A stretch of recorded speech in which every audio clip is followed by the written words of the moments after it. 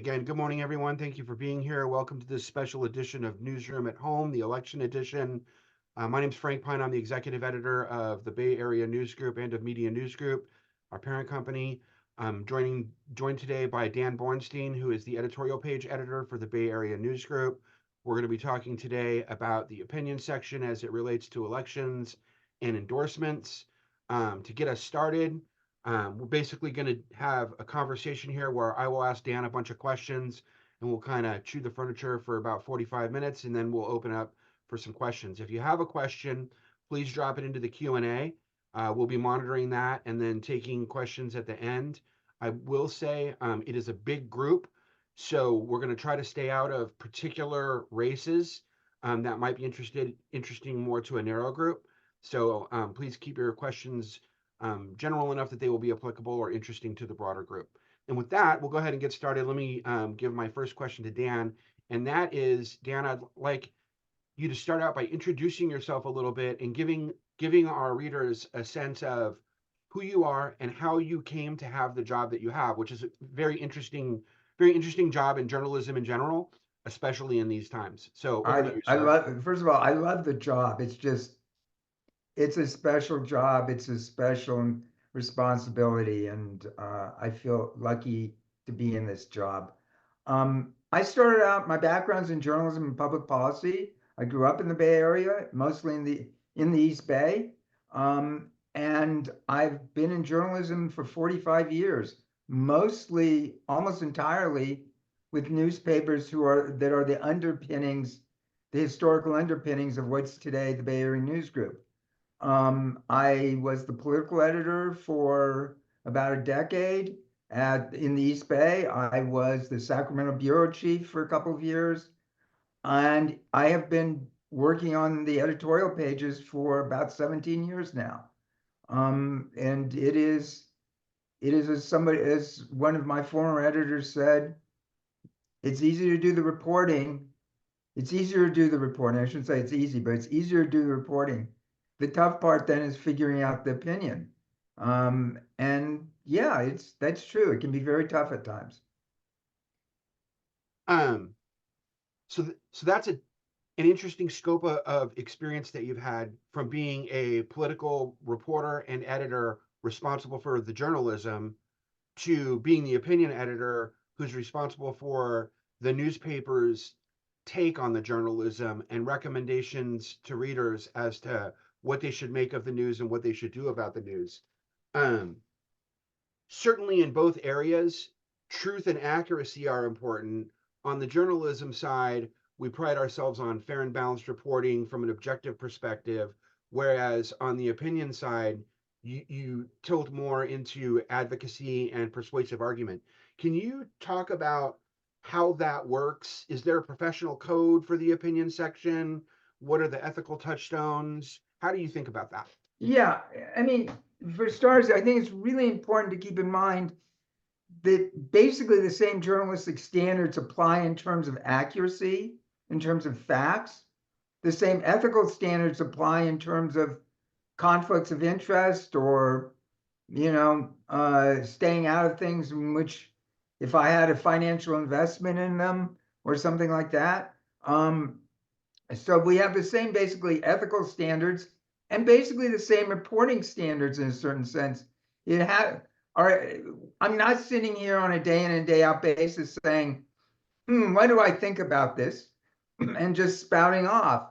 Basically, everything I write has to be, it has to be grounded in the factual reporting. Some of that factual reporting I do. Some of it has been done already by our reporters. I do a lot of original reporting usually for the editorials we write, both during election season and the rest of the year. Um, Can you say more about the research and the reporting that you do when crafting an editorial position? How does that complement the work that the newsroom might have already done, that reporters might have already done?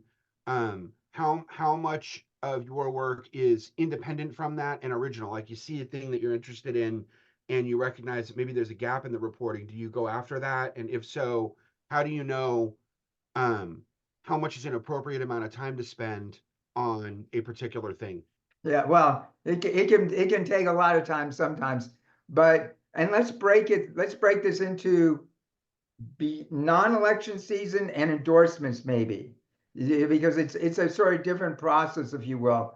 But for the non-election season, as I'm going along, I'm looking for ideas. I've got ideas. I'm trying to understand what are the things that are important in this moment. What are the things that are being missed? Almost all of the stuff I do non-election season has a lot of original reporting that I do. And that's just as I would have when I was a political writer, when I was a beat reporter. I call up sources, I ask for documents, I put in Public Records Act requests all the time. I probably put in as many Records Act requests as anybody on our staff, from the news side. I really want it fact-based, and I really appreciate it when I can make it document-based. At heart, I'm still an investigative journalist. And so I'm always looking for the documents that support the position, not just the speculation, but the data or or the clear document that indicates if we're writing an editorial about wrongdoing, that there was that documents that wrongdoing. Taking it to the endorsement season and election season, it basically breaks into three camps, if you will. The first two have to do with candidates and candidate endorsements, and the third has to do with ballot measures. And for the first two, we interview the candidates. I background them. I talk to other people. When I'm doing local elections, say a city council, I usually will send out I have a standard questionnaire that I usually send out. Say I'm doing, I don't know, Hayward City Council. I'm just picking something. It's very typical for me to send, in advance of the interview, a questionnaire to the city manager in which I'm looking for the financial data about how the city is doing. What are the issues that he sees? What are getting beyond what we've already reported. I like to get deeper. I especially like to get deeper into the finances of a city. Here's why. If you think about it, the role of a city council member is not to run a city. It's to set the policy and approve the budget. And the budget is arguably the most important thing often that they do. And I will tell you, most of the candidates, or a lot of the candidates who run for office, haven't looked at the budget, or don't understand the budget, or don't understand the finances, or don't understand, like, one of the biggest costs in most local government budgets, their pension costs, which is something I've spent a lot of time reporting on. So I'm getting grounding each time and updates from each of the cities on where they are before I sit down and talk to the candidates. I ask for the candidates' resumes if I haven't dealt with them before. And sometimes I interview them as a group, sometimes I interview individually. Ballot measures are a completely different beast. Before you get into ballot measures, let me ask you some follow-up questions about Sure. because you have said a lot of things that I find very interesting there. So let's go back to the bit where you query the city manager about the city's finances. Say a little bit more about that. How often is it that you, in preparation for a round of interviews for city council, that you will engage the city manager to learn more about the city's finances and the issues immediately confronting the city that would be relevant to council candidates? And do you have any concern in reaching out to the city manager like that it empowers the city manager to influence the endorsement process? First, let me break it up. First part, it's fairly frequently that I do this.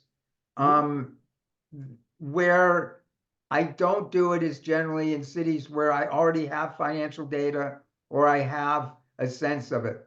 The financial data that I'm usually looking for is sort of the trend data.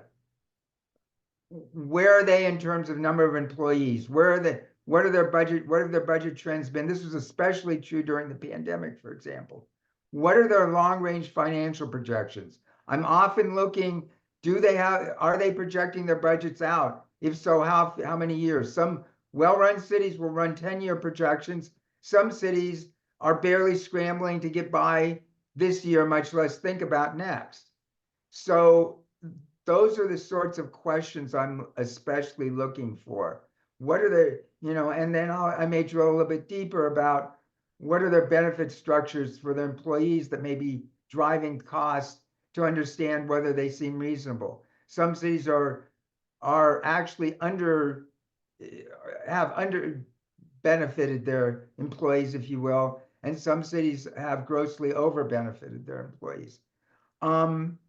In terms of the influence, it's just sort of to pick their brain it is other people. One of my standard questions I ask them, the candidates each time is, so what do you see as the top issues? So it's wherever I'm going, I'm always asking that question, whether I'm talking to the city manager, the candidates, people around the city who I know and I trust. I'm like a reporter. I'm soaking it in from wherever I can get it. So it's not just the city manager who I will pick their brains about what's going on as they see it. It's basically any and everyone I talk to about that city. Um, these days, there's so much information out there, especially when you consider social media, various social media platforms, the fact that anyone can make a blog and call themselves a journalist. And a lot of the information that's out there is of varying degrees of quality. How do you distinguish the work that you're doing on the opinion pages of the East Bay Times and the Mercury News from that vast clamor of voices out there, also competing for attention? I think the thing that makes us stand out, and I hope makes us stand out, is the fact-based underpinnings, the quality of the writing, the reasoning presented for our positions, I think, and the integrity of the process, if you will. I really think that we try to present to readers not only what our position is, but a fairly clear explanation of why we got there, so that they, frankly, if they have a different perspective on the underpinnings, the reasonings, the policies, and how we see them, they can take it for what it's worth, and they may disagree. I don't expect everybody to agree with what when they read what we say. I hope that they will take it as part of their thought process, and I expect that a lot of people will disagree, and that's fine too. How do you think about the politics of the opinion section?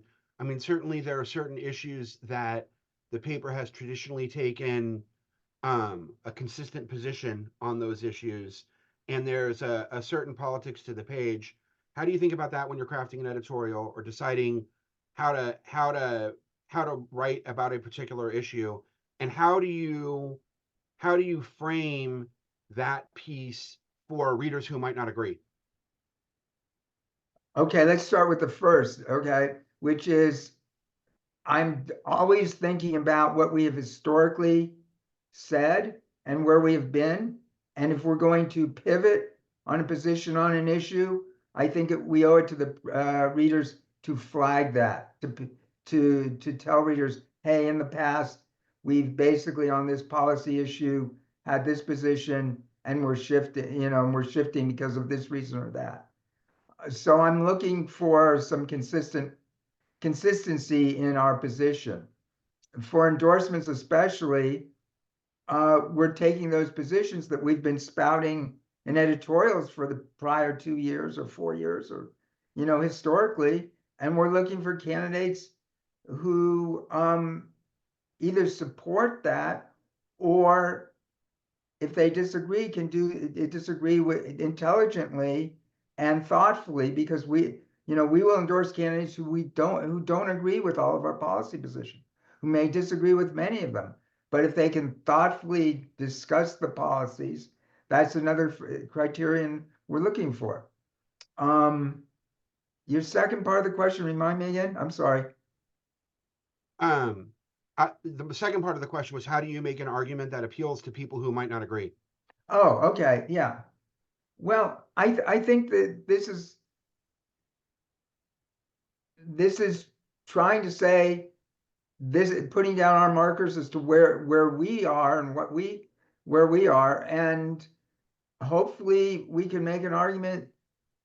I'm not gonna change the position of, we for example, historically have been a paper that has been supportive of abortion rights, that has been supportive of reasonable gun control. We're not going to change the minds of people who totally disagree with those positions, but we can put down, here's where we are and here's why we think this, and maybe it's fodder for them to think about, or they can take it and they can say, I don't agree with that, and okay, we're not going to convince everybody. And I'm not sure you can, but I think what you can do is make your best argument, your most reasoned argument, your most detailed argument in terms of explaining your reasoning that you can, and then open the dialogue, because the best thing we can do is start dialogue on issues. So one of the things that we tend to think about, being a responsibility of the fourth estate or journalism, is to facilitate public discourse, which is what you're getting at, right? Is Right. to get the public talking about an issue, raise public awareness of an issue. When you're doing that, how important are party lines? Is that something that is very important in crafting an argument, kind of important, or not important at all? Right? Do you feel any sense of obligation to the beliefs of either party, even if you might lean Not one way or the other? not really party lines per se, and I think it's, keep in mind, most of the races we're endorsing in are nonpartisan seats. And one of the questions I actually do not ask usually is their party affiliation, because these are nonpartisan seats, and I believe they should be nonpartisan seats.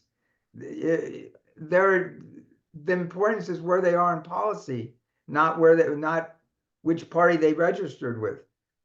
Sometimes I find out later that somebody's registered with a party and I would have never guessed it from where they were with the policy position. So party politics really doesn't play much role. I will say that, there's always this balance in some of the partisan races, especially between whether to endorse in a race, when endorsing in a race, whether to, if a candidate has just no campaign and no chance of winning and really isn't campaigning seriously, I do look at, they may have the greatest ideas, but if they're not taking the time and bothering to run a meaningful campaign, they're probably not going to get our backing, because we want to play in the races where we can really engage debate and make a difference, frankly. You have, in your comments this morning, referenced several times fiscal accountability. You talked about vetting the candidate's experience with budgets. Um, and I've read hundreds of your editorials. And It's good I for don't want to put bedtime words in reading. your It mouth. puts you right to sleep. I don't want to put words in your mouth, but I think that you definitely, when you're crafting editorials and interviewing potential candidates, fiscal responsibility is something that looms large. Can Yeah. you talk about the importance of that, and how would you describe your fiscal sensibilities as it relates to municipal politics? I think that's a great question, Frank. And let me give a step back for 1 second and tell sort of just a little quick story of what really grounded me in this. Go for it. Basically, when I started working on the editorial pages back about 17 years ago, I figured it out this morning. It's like, wow, it's been that long. I'm getting old. Um, and I realized it was very early on then that people were starting to come up to me and talk about this funny thing called OPEB, which basically for those who it's an acronym for other post-employment benefits. And what was going on in 2007 was a lot of jurisdictions had been promising their employees retiree health benefits, but not setting aside any money for it. And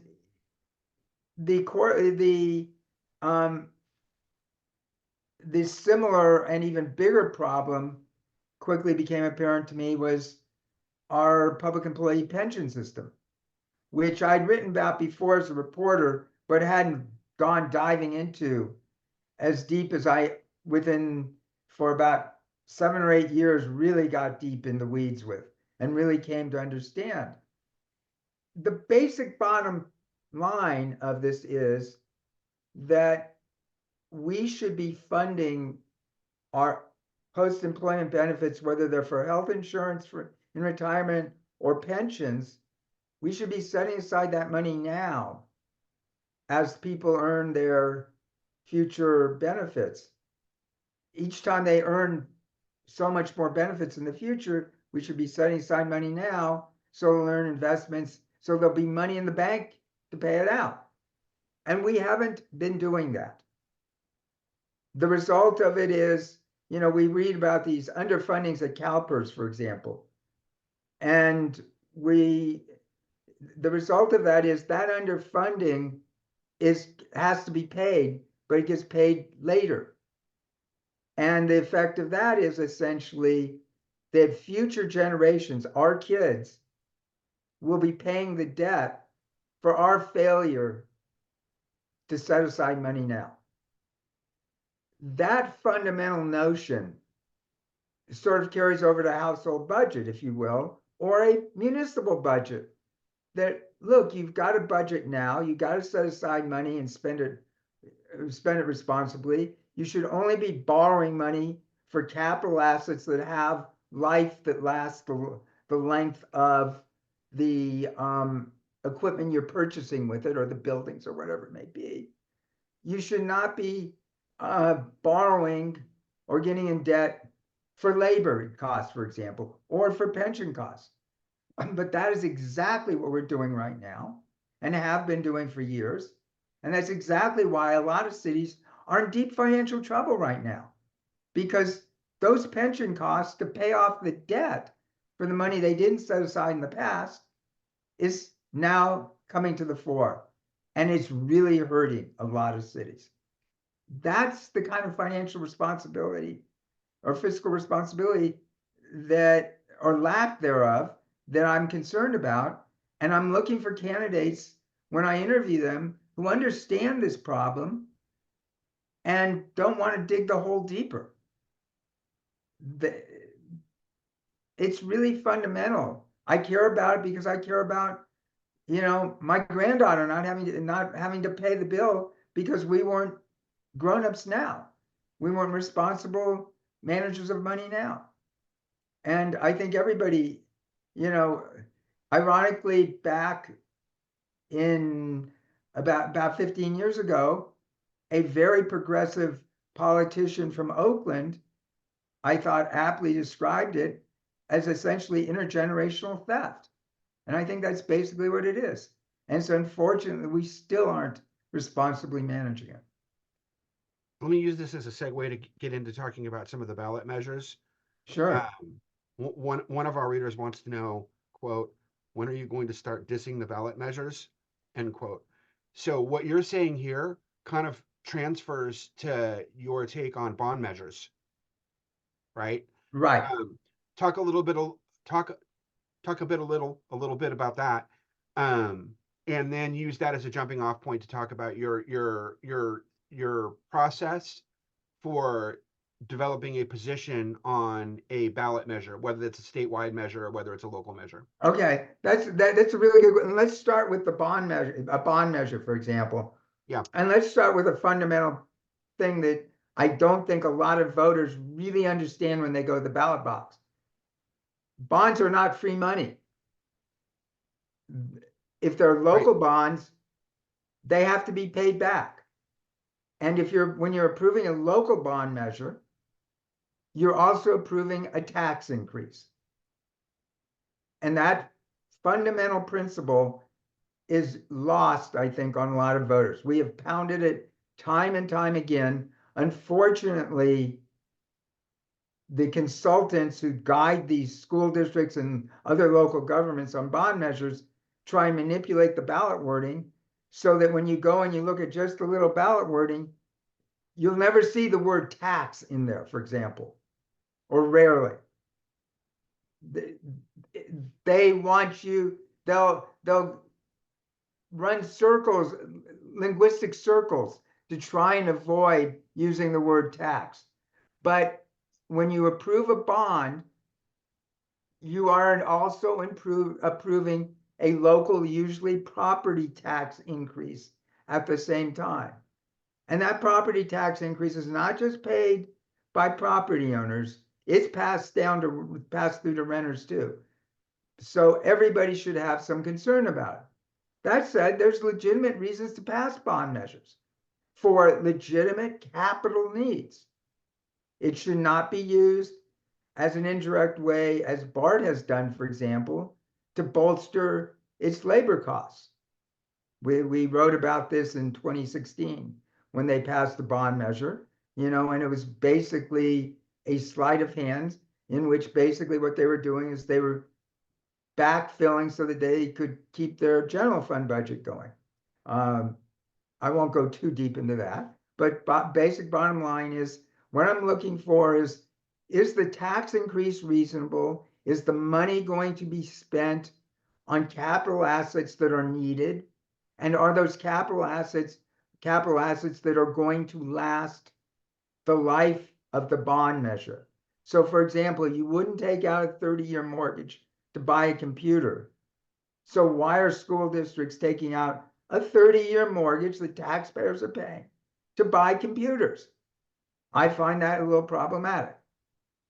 If they're taking out a 30-year mortgage to buy a building that this district needs, that is at a reasonable cost and is in line with their future needs, that's reasonable, assuming that the amounts are reasonable too. So how do we analyze that? Again, I have another questionnaire that I send to local school districts when they want to put out a school bond measure. And it's a detailed questionnaire that includes analysis of not only the bond measure they're putting before us then, but the other bond measures and other tax measures that have been previously approved. Because the other thing that's often missing here is, hey, this isn't the first rodeo for this district. They've already asked you, West Contra County, for example, has gone to the ballot with voters and gotten approval for, I believe it is 6 or 7 different bond measures. Each time they never tell you about the other ones that are already on the tax bill. They only tell you about the one there. So we try and add it up and say, here's the total cost that you're paying. And this is how much it's in. The problem is too often, and the ballot measures just focus on the one right before you. But like if you go to buy a television set, don't you also want to know how many other television sets? That's a bad analogy, but you get the idea. You want to know how much you're already spending. If you want to take out a new mortgage on your house, you want to know how much your existing mortgage is. That's probably a better analogy. Right. I think what you mean to say is if a new bond is being proposed, you want to know, one, how many other bonds are on the same ballot, And if they all pass, what's the total bill? And then two, if somebody's proposing a bond and they have three other bonds that haven't yet been paid off, right? That's stacking up the debt That's that exactly is going to right. be passed down. Especially the latter. That's right.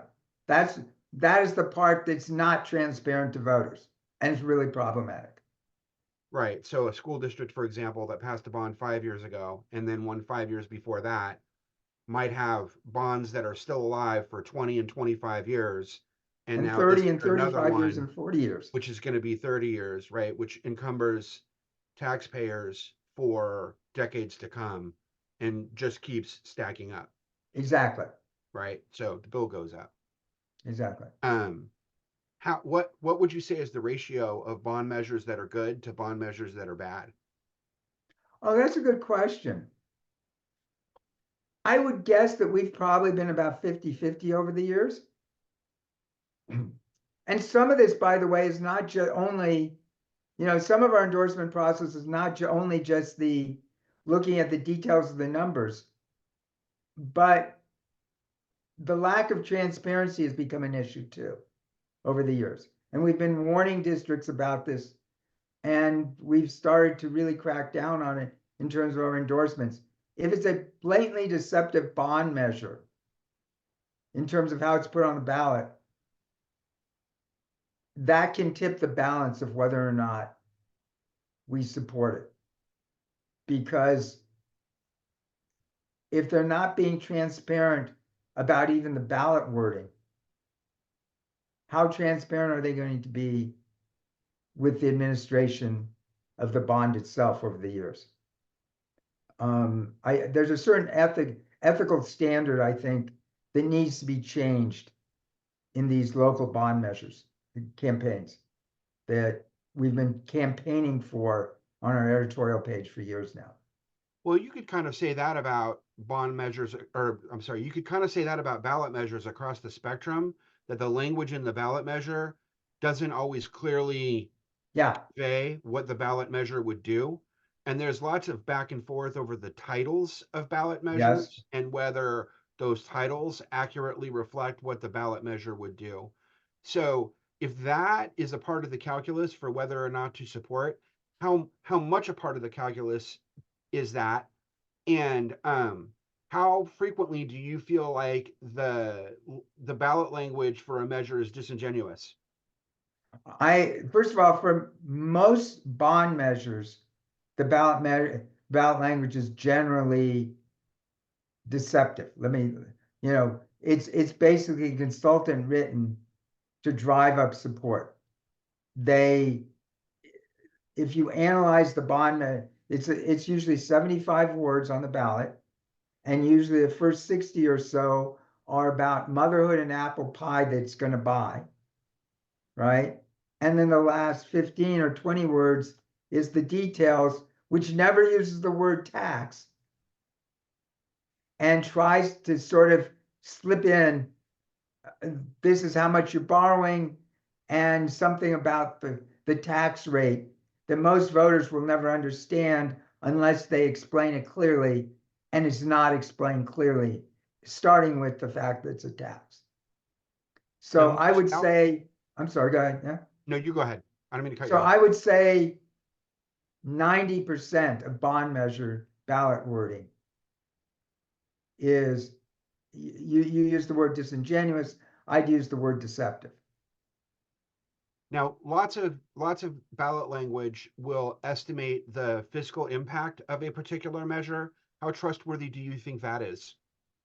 It's interesting. The fiscal impact, you mean in terms of the tax rates when you're talking bond measures? Where it'll say in the ballot, this measure would cost the general fund X amount of dollars per year, or this particular ballot measure could have a price tag of Y amount of dollars. Sometimes that's Okay, the legislative let, analyst's office. let's stick with the, well, let's first take a state ballot measure, for example. The state ballot measures usually have an estimate of the cost from the legislative analyst's office. And and it's important, for example, with a statewide bond measure, unlike a local bond measure, it's not a tax increase. With a statewide measure, it's actually coming out of the general fund.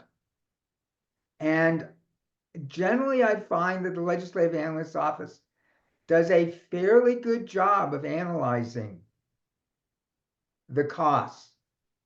The problem with statewide ballot measures is not the analysis of the cost, it's the ballot wording, and that usually comes from the Attorney General's office. And that's where it gets politicized. So there's two parts of what voters will get in their material. One is the actual ballot language, and then the second part is the fiscal analysis. I have much more faith in the fiscal analysis than I do the politicized ballot wording. Right. And the fiscal analysis comes from where? The Legislative Analyst's Office. Right. Legislative Analyst's Office is a nonpartisan office that works for the legislature. It's a bunch of policy wonks who generally are really good analysts. They are some of the best, the creme de la creme of the number crunchers and policy wonks that you're going to find anywhere in the state. And they're really thoughtful. I've spent a lot of time talking to individuals who write some of those over the years, and I have a high regard for the work they do. I don't always agree with them, but I think that they are sincerely trying to do as nonpartisan and as deep a dive as they think they can and still convey it to voters in a way that voters can understand. So I tend to think of endorsements, whether it's for candidates or whether it's for ballot measures, as the news organization's effort to be helpful to its readers, right? To be what? Helpful. Helpful, yes. Readers, right? So you have access to these people who are seeking public office. You get to ask them whatever questions you want. You get to interview them. It is part of your professional portfolio of responsibilities to read these ballot measures and understand what they really mean and what they're really going to do. And in crafting endorsements, you're bringing to bear your knowledge and experience to make a recommendation to the public, and you're going to write it in such a way as to be convincing, recognizing that not everybody is going to agree. So if I'm taking your advice on how to read my ballot, what you're essentially saying is the actual ballot language, even the ballot language written by the Attorney General's office, is often politicized, and I should view that with suspicion or Yes. with reasonable skepticism. Whereas the language that is crafted by the Legislative Analyst's Office, the LAO, is typically more objective and direct and fact-based, although you might still disagree with it every now and then. That's correct. That my takeaway? That's correct. I asked you earlier about your focus on fiscal responsibility, which I think is not always the public perception of a progressive organization, right? Fiscal responsibility or fiscal conservatism. So some of the chatter in the questions goes to the traditional positions taken by the mainstream media. I don't know that I would say that the Bay Area News Group's endorsements hew to that particular line. It seems like there is a strain of fiscal conservatism, social progressivism. Would you say that's true? Talk about I think that's very true from where we have been historically. You know, we on social issues, I think we tend to be fairly progressive. On fiscal issues, I think we're looking to balance that with fiscal responsibility. We're trying to find a reasonable midpoint. And we've talked a lot about the fiscal side. Let's talk a little bit about the social issues side. Are there particular topics that you have focused on over the years as ongoing issues of importance that have become kind of house issues that you followed? If so, what are they, and how do you think about those as you're crafting positions that are directly related to them or tangentially related? Well, I think, you know, it changes over the years, but I think in this moment now, clearly issues like transportation, housing, cost of living, those are probably crime. I think those are probably things that I think are top on the minds of our readers, and I think they're top on our mind too. Um, how can you be fiscally responsible yet still meaningfully in a city, for example, that has a serious crime problem, address the crime problem and address, say, police department staffing shortages, issue that's come up, say, in Oakland and Antioch, for example. It's a balancing act. It's trade-offs. How do you, in a city, address the homeless issue, which is pretty prevalent throughout the Bay Area? And is that a city issue? This is a real struggle that I think is really ripe for really deeper dive, and probably will be here after the election. But really there's the deeper dive that's really needed on how do you balance, what are the roles of the different agencies in terms of addressing homelessness, and what is the most cost-effective way to address it? Because from the governor on down, the lack of transparency is really troubling, and the lack of a coherent game plan is really troubling. Yet we're faced with ballot measures at the state, the county, and in some cases the city levels that involve billions of dollars. And I have yet to see a really cohesive plan from anyone that really balances out a strategy that makes financial sense. Um,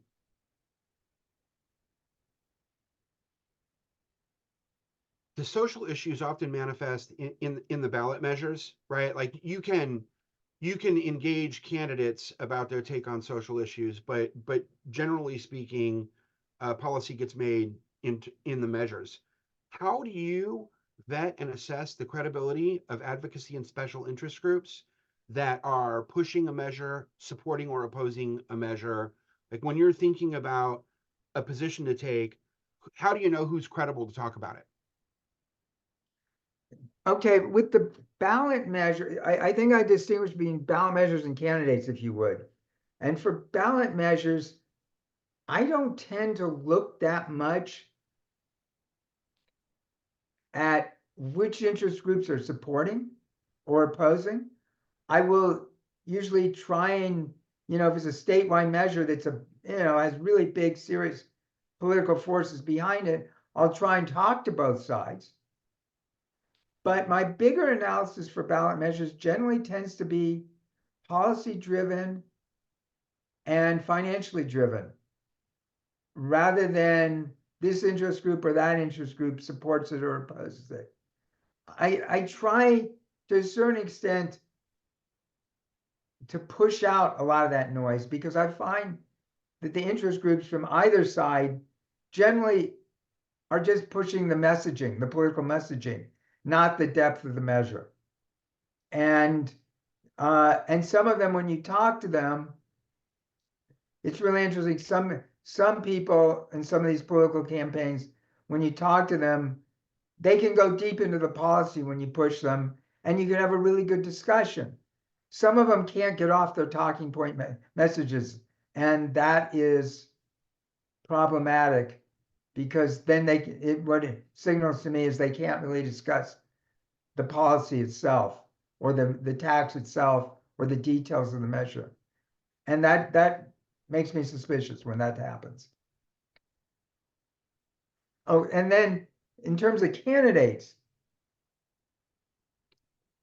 to a certain extent, there are people who I respect, who I think tend to hew to kind of where we are politically as an editorial board, who I perk up sometimes if I see an unexpected endorsement one way or another. that that sort of throws me off. Usually the political endorsements are pretty predictable. I mean, business groups, labor groups in some of these more competitive races usually line up on opposite sides. We do tend to have an approach that we have made exceptions to, but generally don't make a lot of exceptions to, that labor activists from the agencies, within the agencies, or within the unions that represent the workers, we don't tend to support them, in part because we don't feel that they should be on both sides of the bargaining table, if you will. That the public interest is not served by labor activists who are members of or represent the same or similar unions, bargaining on the public's behalf with those labor unions. So we have made a few exceptions over the years, but generally that just seems like a conflict that we try and filter out.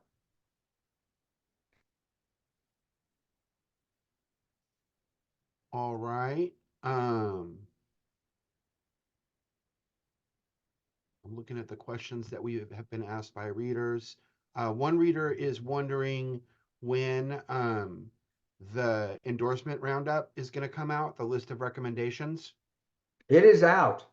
It is a work in progress still, though. So, Okay. So where do we find that? Okay. mercurynews.com/endorsements or eastbaytimes.com/endorsements. Well, and that will redirect you. If you just type that into your browser, that will take you to the endorsement pages. And from there, you can click on each of the editorials. What you'll find is a list of all our recommendations and a link to each editorial that was the underpinnings of that recommendation, so that you can read the editorial itself. And that is perhaps the most active web page during this time, probably on our sites. Not necessarily on any individual day, but say for the month of October. I would expect that it should be at or near the top, because that's where people go. It's called a landing page, if you will, and that you can go there and you'll find the list, and then that'll take you off into clicks. You can click on the editorials themselves. And we have been running, and I should say, because people want to know where we're at. As of this weekend, we have an editorial coming Sunday, and then we have one more candidate race that is yet to be finished. And then from there to the sprint, it'll be all local ballot measures. So we have two more candidate editorials coming, one on Sunday, one early next week, and then it'll be all local ballot measures down the stretch the rest of the week. All right. So we're down to just a few minutes left. I have one bonus question for you, and it's kind of a fun question. So, without naming names, what's the wildest endorsement interview you've ever had? Tell us a little story. Okay. The interviews that we have had, where I'm always surprised, is when I ask people why they're running. And, you get because I want to serve, or because I was asked to run. I'm always suspicious of I was asked to run. Name 5 people who asked you to run. Well, but every once in a while, I'm stunned by the answers I get. Like we have two different candidates this election season, this is not unique, who are running for multiple offices at the same time. And my first question is, well, why are you doing that? And one of the candidates recently said, because I want to get my name out there. And I just sit there and I think, well, that's not very serious. That's not very helpful. You know, this is about your ego and getting your name out there. This is not about the issue the office you're running for. I'm always stunned by the number of people who run for city council because they want to improve education, over which the city council has almost no authority. Sometimes some city councils may send a little money towards their school districts for this project or that, but basically beyond that. You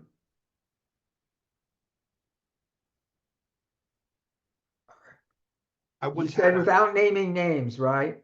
Right. Okay, then I'll leave that one off because it will become obvious in our Sunday editorial.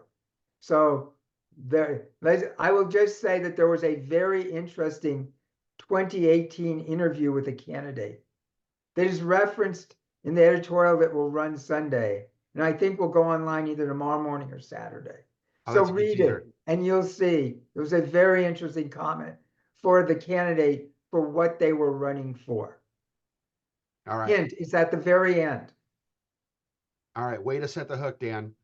I once did an interview, different newspaper, in a 2-newspaper town, where a candidate for city council came in and said that the main plank of their platform was going to be an ordinance on newspaper racks, which is to say the other guys would go, provided that he got our endorsement. And we all looked at him and said, are you saying that if we endorse you, you're going to kick the other newspaper out of town? And the candidate said, yes, absolutely. That's what I'm saying. We did not end up endorsing that candidate, but it was a spectacular interview. Talk about a quid pro quo. Yeah, of really. Of questionable legality. Right. Yeah. Right. Yeah, and it ended up saying, we appreciate the competition. Competition makes everyone better, right? Rising tide lifts all boats. So we're for it. All right. I think this has been a good conversation. I hope it has been informative to all of the readers who are on the call.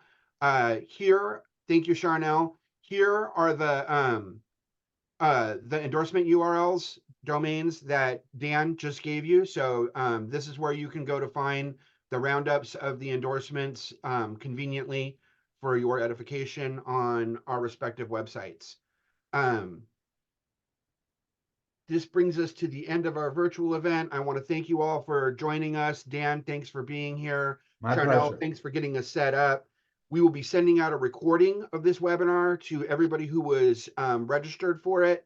And then, of course, again, please visit our website. Here are the links to our events pages where you can see the recordings, and you can also find out about future sessions of Newsroom at Home.